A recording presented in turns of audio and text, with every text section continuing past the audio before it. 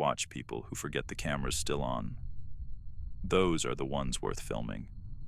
That's the first lie I tell myself. The second is that I've got rules. Not laws, rules. I don't mess with kids. I don't save the clips unless I know they'll sell. And I never, ever get involved. Nature documentaries don't tap the glass. Neither do I. There's money in this. Not the kind you brag about, but enough to keep the lights on and the fridge half full. People pay for access to secrets, the raw stuff. Shame, mostly. Sometimes lust, sometimes worse. No filters, no apologies. I wasn't always like this. I used to work in tech security, pen testing, intrusion analysis. I was good too. Then the AI hit, like a wave swallowing the shoreline. Suddenly I wasn't cost-effective, just another human liability. The scripts could do my job in half the time and never ask for dental. So I did what I knew, but in reverse. At first it was just curiosity, vulnerability audits, exposure mapping, academic.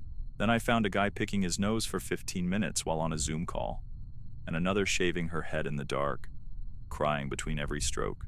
That's when I realized there's a market for loneliness. Now I've got over 24 feeds live at any given time. Most of them are junk. A guy microwaving soup, a girl clicking between dating profiles, a couple screwing in awkward silence like it's part of their routine. None of it matters. Not really. But every so often you get gold. I was checking my usuals when I found it. At first it didn't look like anything. Just a dimly lit room, cracked plaster, bare walls, some worn furniture, one of those heavy Eastern European radiators in the corner, and a man, sitting. He wasn't doing anything, really. Just sitting on a low bed, facing away from the camera, shirtless, hairless, his spine too straight, arms too long, fingers curled on his knees like he was posed. Like a wax figure someone forgot to dust. I almost closed it. Static feeds or dead feeds. Waste of bandwidth. But something made me stay. I watched for 5 minutes. Nothing. 10. Still nothing. I toggled through a few other cams, checked my messages, then flipped back. And there she was. The woman. She entered from the left, quietly. No announcement. No phone light. No bag. Just a stainless steel tray. A needle and 2 small vials. She just stood there, breathing through her nose like someone meditating through a storm. The man didn't react. Didn't even flinch when she jabbed the needle into his arm with practiced calm. Pushed the fluid in, then pulled the syringe back like it was personal. She never turned her back to him. She stepped back toward the window, lit a cigarette, smoked half of it without breaking eye contact. Then she left. I watched the replay 3 times. He never moved, and she never hesitated. The room never changed. The timestamp was live. The audio was silent, except for an occasional radiator pop and the drag of her cigarette. This wasn't a performance. This wasn't for anyone's eyes. And yet I saw it. I still don't know why that scared me more than anything else. I saved the stream. First time in a while I broke that rule. Maybe I thought I'd catch her coming back. Maybe I was curious what she was pumping into him. Maybe it was something else, something dumber. Like the way she kept her eyes on him the whole time. Like she knew what might happen if she looked away. I told myself I wouldn't check again. I've seen people shoot up before. I've seen worse. I've seen a man zip-tie his own wrists to keep from drinking and then crawl across the floor like a dog to bite open a bottle. I've seen a woman bake a birthday cake for her ex every year, cry, then flush it down the toilet before the candles cool. This was nothing. Just a sick guy and a caretaker, probably bedridden, probably mute, probably not my business, but I checked anyway. The next day, the feed looked the same. Him on the bed, her nowhere in sight. I stared too long, trying to catch movement, tried to convince myself I saw his chest rise once. Or maybe it was the radiator heat warping the air. Then the day after that, she came back. Same time, same tray, same shot, still no words, Still no turning her back. This time she didn't smoke. Just stood for a full 5 minutes, eyes locked to his face like she was daring him to blink, and left. That's when the pattern started to form. Every 48 hours. Always between 2 and 3 p.m. She'd enter, inject, watch, leave, like clockwork. I started tracking it, logging it, lining it up with time zones and traffic cams. I told myself it was just curiosity, like tracking bird migrations or mapping constellations. But the longer I watched, the more wrong it felt. See, he never moved, never blinked, never shifted. I ran motion analysis on the footage just to be sure, frame by frame. Nothing. He was too still, even for someone on meds or near death. And she was off in a different way. She never turned her back to him. Not once. When she walked out, it was always sideways, like a crab. Even when she bent to put the tray down, her spine twisted unnaturally to keep him in view. People don't do that. Not unless they're afraid of what might happen when they turn away. I tried to walk away from it. I had other feeds to check, other lives to monetize, but this one stuck. It started taking up my whole day. I ignored messages, stopped uploading clips. I missed a payment deadline with one of my brokers and got flagged on a board I've never been flagged on before. That scared me.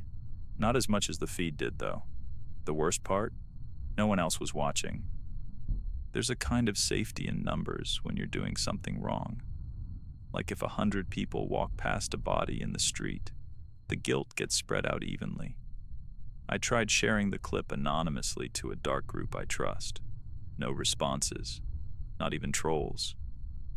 I checked the metadata again, started pulling network layers apart, trying to get any location trace.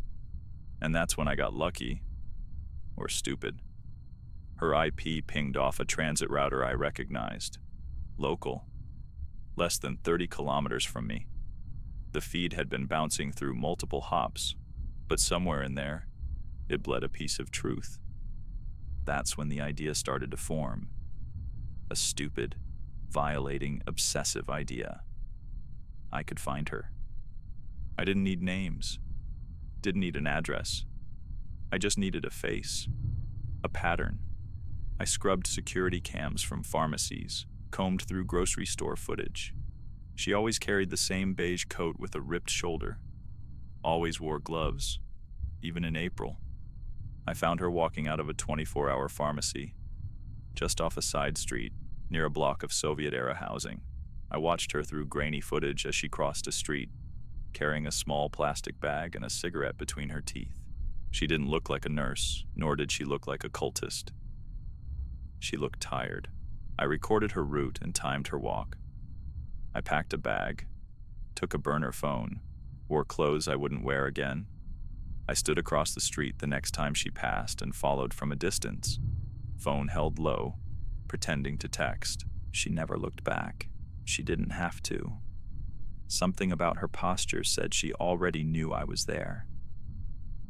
The third time I tracked her, I saw her exit the building at exactly 2:41 p.m. Same coat, same cigarette, same pace. I gave her a 2-minute lead, then I crossed the street and walked casually towards the building. It was older than I expected. 5 stories, concrete rot blooming around the windows, rust-streaked drain pipes clinging like veins, no intercom, just a metal door held open with a brick and a broken beer bottle in the stairwell. Inside smelled like old newspapers and piss. The kind of place where time collects like dust because no one bothers to sweep it away. The stairs creaked. The handrail was sticky. I climbed to the 4th floor. Same hallway I'd memorized from the layout of the windows and the feed.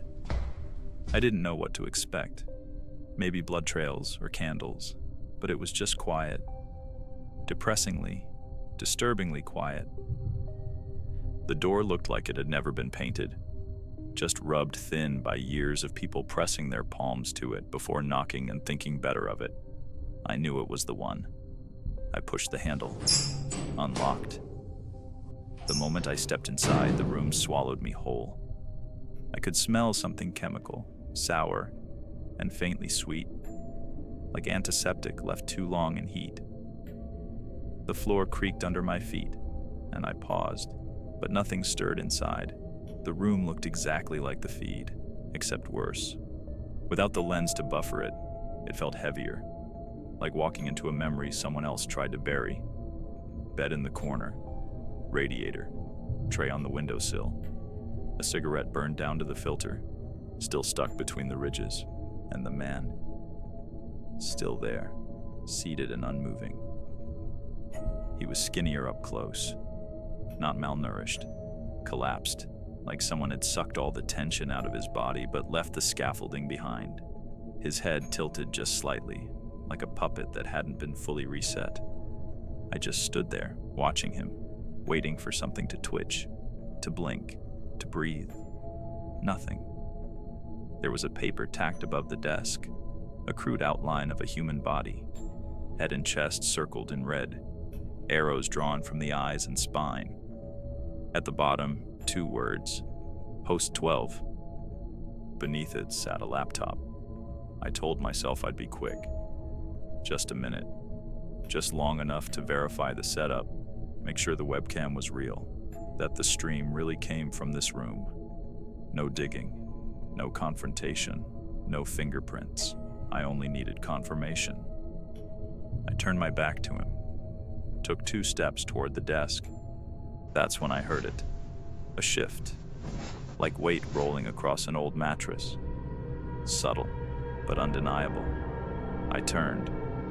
He was standing, same spot, right by the bed, but now upright. My brain stuttered, my chest locked. Then everything moved at once. I turned to run. Didn't think, just moved, but the rug had other plans. My foot caught the edge, and the floor came up fast. I hit hard, knee first, hip twisting, cheek smacking wood. My teeth clicked together with a sharp crack. Then I heard it. Not a shift nor a creak, a scramble, hands slapping the floor, feet pounding. A full-body sprint, all limbs, like something dragging and galloping at the same time. The sound of something that didn't know how to run but was learning fast. I rolled onto my back, eyes wide. He was coming for me. The man was no longer a man. He was charging, head low, mouth open wide enough to split his jaw in half. No teeth, just wet, rotted gums, strands of black spit flinging from the corners like ink from a burst pen. His feet hammered the wood like hammers, like hooves, like fists, arms flailing forward, knees high, face twisted into something caught between hunger and screaming. I crab-walked backward, fingers scraping splinters, heels slipping under me, and he never stopped. Not until I locked eyes with him. He froze, mid-motion, one hand still reaching, mouth still open, breath pouring across my face like something died behind his lungs and never left. He was over me, so close I could smell the raw meat stench of his breath, feel the tickle of air coming out of that rotten maw. I swear to God, I could see his gums pulse. My back hit the door. I reached up, fumbling for the knob like my life depended on it, because it did. Turned, opened, and just as I twisted to crawl through and pull the door behind me, he moved again. Fast, loud, a shriek of wood and weight and rage. The moment I broke eye contact, he scrambled, hands slapping the floor behind me. Fingernails long, dead, definitely not human, scraping against the doorframe just as I threw my weight back and slammed it shut. The impact rattled the hinges. Something slammed against the other side, hard enough to make the knob jump. I stumbled back, heart trying to punch its way out of my throat, legs barely responding, my eyes wide enough to hurt, and then silence. I didn't breathe until I was outside the building, till I was halfway down the block and my legs started giving out beneath me. I got home and locked every window. I checked the feed. The bed was in view. He wasn't. The room looked normal, dim and yellow lit, nothing moving. But the man was gone. Not lying down, not standing, just gone. I stared at the feed for a long time.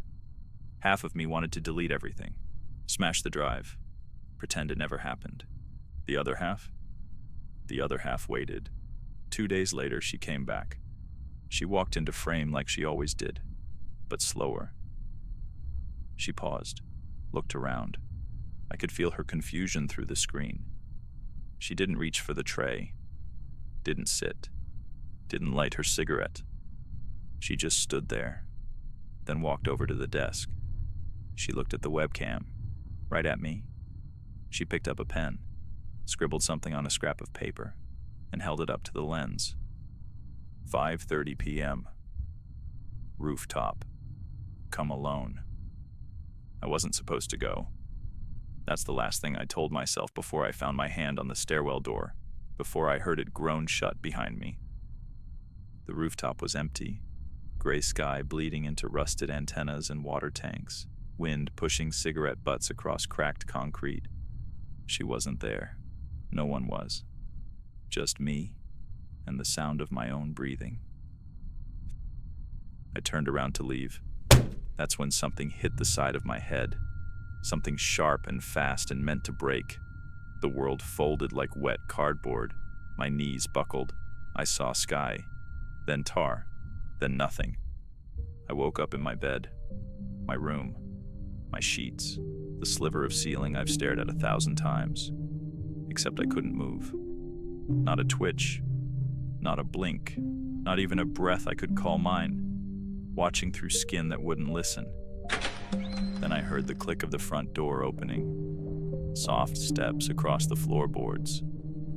She entered like she'd done it before, like it wasn't the first time. Coat draped over one arm, cigarette already lit and trailing smoke in the shape of things I couldn't name. She didn't look surprised to see me. She didn't speak. She just set a tray down on my desk, 2 vials, a syringe. She walked over and leaned into my field of view, not angry nor curious. Her eyes locked onto mine, and she never looked away. I really appreciate you sticking around till the end. If you liked it, do drop a like or a comment. It helps way more than you know.